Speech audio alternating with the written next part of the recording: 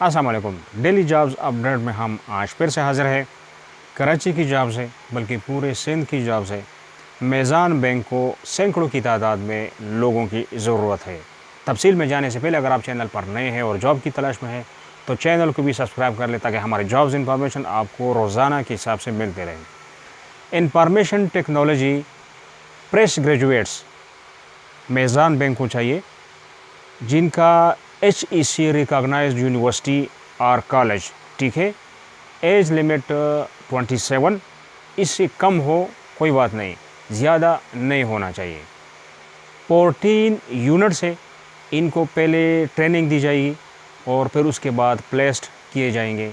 याद रखें कि 290 छोटे बड़े शहरों में 920 ब्रांचेज़ मौजूद है इस वक्त मेज़ान बैंक के पाकिस्तान में। इनको मज़ीद वसी किए जा रहे हैं और इनको बंदों की ज़रूरत है।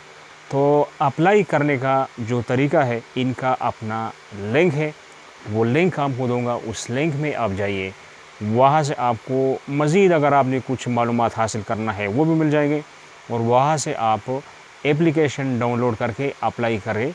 अपना जो CV वगैरह है वो सब सबमिट करके उनको भेज सकते हैं। लास्ट डेट 24 जुलाई है, उससे पहले आपने अप्लाई करना है फ्रेश ग्रेजुएट्स IT में, ठीक है।